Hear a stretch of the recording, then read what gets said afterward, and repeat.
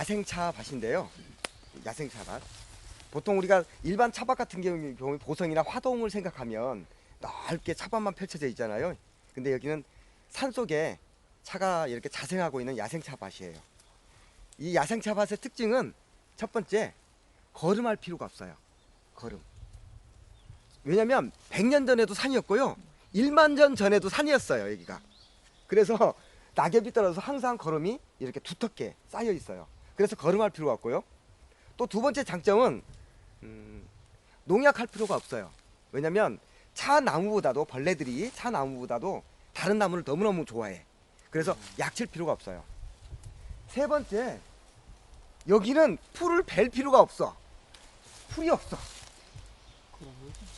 보통 차밭을 풀을 가꾸거든요. 풀을 싹 비워줘요. 1년에 3번 정도 비지 않으면 사람이 못 들어가요. 그리고 가시넝쿨이라든지 그 다음에 칡넝쿨이 이렇게 감싸버려요. 그래서 풀 맬 필요도 없어요. 또 하나, 그 다음 또 하나 큰 장점은 어떤 장점이냐면, 우리가 햇빛에서 고추 따봤죠. 띠약볕에서 참 어려워요. 그리고 햇빛에서 찻잎 따는 것은 정말 고된 노동이에요. 그러나 숲에서는 너무너무 시원해요. 소풍 온 기분이야. 그래서 그런 장점을 가지고 있어요. 그리고 다른 단점 같은 경우는 찻잎을 딸 때 많이 움직여야 돼요. 이렇게 한 자리에서 쭉 따가는 게 아니라, 그리고 또 어떤 찻잎 같은 경우는 찻잎 나오는 순서가 다 달라요. 야생차는 똑같은 품종이 쭉 심어져 가지고, 재배차는 똑같은 품종이 심어져 가지고 커트를 딱 해놓고 따기 때문에 일관성 있게 찻잎이 올라오는데, 야성은 그렇지 않은 단점을 가지고 있습니다. 자, 4가지 장점은: 첫 번째, 농약할 필요가 없다.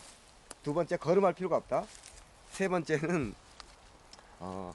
풀을 벨 필요가 없다. 그리고 찻잎 딸 때 정말 시원하다. 이게 야생 차밭의 특징이라고 생각하면 되고요.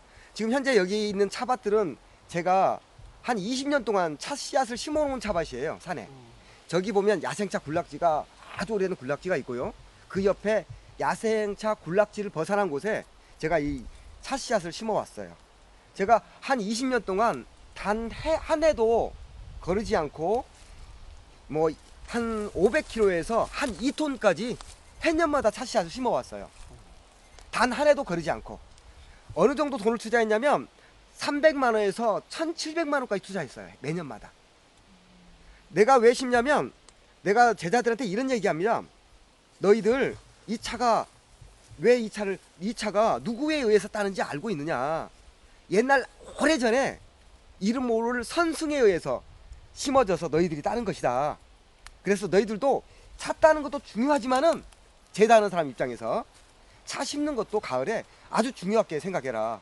나는 평생을 차 하기 시작하는 것부터 시작해가지고 지금까지 차를 꾸준히 심어왔다. 그리고 이런 얘기를 덧붙여요. 우리나라에서 나보다 차 씨앗 많이 심어온 사람 나와보라고 할 정도로 많이 심었습니다. 이유는 후대를 위해서 심었어요. 올해도 한 1톤 정도 심을 생각을 하고 있어요. 올해도 가을 되면 해년마다 꼭 심어왔습니다.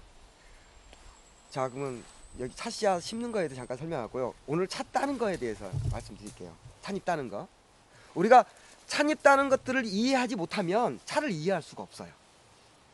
차의 품성을 이해하는 데는 찻잎 따기부터 이루어져요. 찻잎을 따면서 어떤 느낌이 드냐면, 이 찻잎은 다르네? 이 찻잎이 나오는 순들이 달라요. 품종이 다르기 때문에 첫 번째 순들이 나오는 형태들이 다 달라요. 그리고 어떤 찻잎은 가늘게 올라온 게 있고요.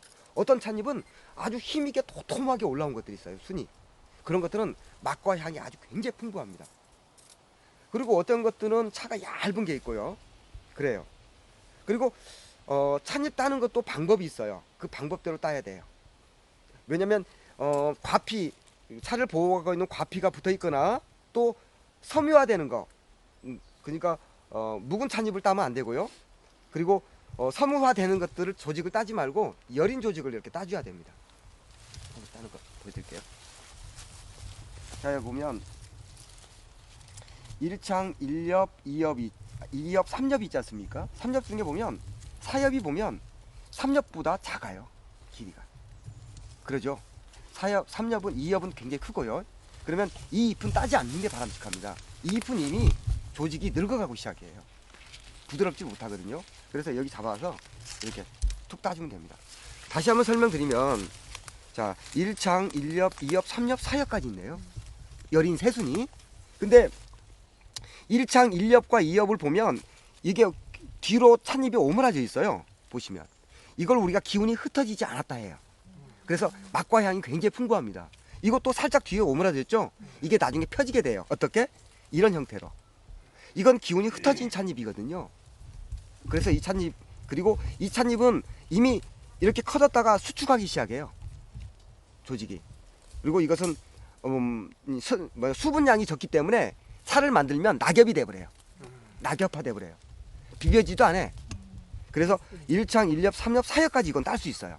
잡아서 잡는 걸 정확히 잡고 스낵으로 탁 따주면 어떻게 되냐면 한 1cm 길이 정도 더 딸 수가 있어요. 줄기. 근데 이 줄기가 어떤 역할을 하냐면 이 줄기를 바짝 끊지 않고 한 1cm 정도 끊어준 이유가 있어요. 이 줄기에서 정말 깊은 맛과 향이 나와요. 찻잎은 이파리에 잎에 있는 조직의 물질감과 연맥에 있는 물질감과 줄기에 있는 물질감이 서로 균형을 갖춰야지만이 아주 조화로운 향을 낼 수 있어요. 그래서 줄기를 같이 따줘야 돼요. 우리가 차를 우려 마실 때 우려 마실 때 수축되어 있는 마른 찻잎을 다관에 집어넣고 뜨거운 물을 붓죠. 그러면 첫 번째 탕에 보면 별로 맛이 덜해요. 첫 번째 탕에. 이유는 우리가 차를 덮어서 비빌 때 팩틴이 나와요. 끈적끈적한 팩틴하고 팩틴이 첫 번째 탕에서 나오기 때문에 그 팩틴이 건조되는 과정에서 산화되어서 별로 좋지 않은 맛이 나와요. 두 번째 탕에는 연맥과 이파리, 얇은 잎의 조직에서 나온 것과 기공이 조직이 열리면서 그 다음에 연맥의 성분들이 같이 나와요. 그래서 두 번째 탕마다 좀 좋아졌어요. 또 세 번째는 차가 원래 상태로 복원되면서 확장이 되면서 말랐던 5분의 1로 축소했던 찻잎이 다시 확장되면서 이파리와 연맥과 잎맥과 줄기에 있는 성분들이 같이 나오기 때문에 세 번째 탕만 해서 굉장히 맛이 좋은 거예요. 우리가 차를 만들 때. 그리고 우리가 유념할 때는 잎은 유념 비비는 거 아시죠? 찻잎을 덮고 비비는 때 제가 연맥이나 줄기도 다 꺾어버려요. 꺾어져 버려 다. 그래서 같이 침출되게 만들어요. 그거 굉장히 중요한 사실이에요. 그래서 찻잎 따기를 일관성 있게 따줘야 됩니다. 정확히 이런 크기의 찻잎을 따게 되면 이런 크기의 찻잎을 따주셔야 돼요. 나는 어린잎 딸래 해가지고 이런 찻잎을 따게 되면 이 잎은 시들리는 과정에서 너무나 과하게 시들려져 버려요. 뭔 말인지 아셨죠? 네. 왜냐면 자 보세요. 위조라는 과정을 나중에 배울 텐데 자, 먼저 이걸 시들리게 되면 수분이 이파리에 결로가 맺히면서 날아가요. 그러면서 연맥에 있는 수분도 따라가고 줄기에 있는 수분도 같이 따라가요. 쭉 딸려나가요.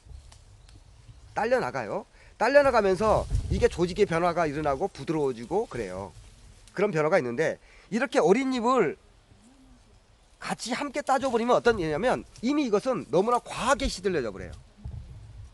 그래서 시들리는 정도를 여기에 맞출 것인가 여기에 맞출 것인가 저는 여기에 맞출 수가 없어요. 이거에 맞추다 보면 이미 그런 잎들은 다 갈변이 일어나서 비비면 다 뭉쳐져 버리고 그래요. 그래서 일관성인 찻잎 따기가 굉장히 중요해요. 그래서 찻잎을 따보지 못하면 여러분들께서 차를 이해할 수가 없어요. 저는 내 제자들 뽑을 때 보면 차 따는 거 보면 차 따는 것들을 잘한 사람들이 차를 잘 만들대요. 옳게 배우대요.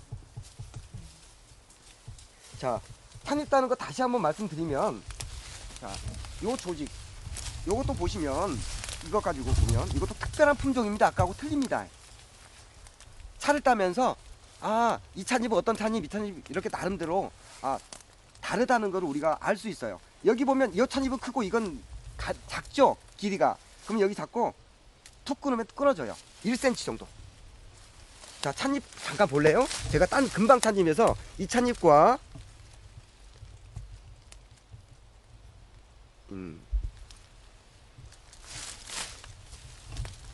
이 찻잎과 어디냐?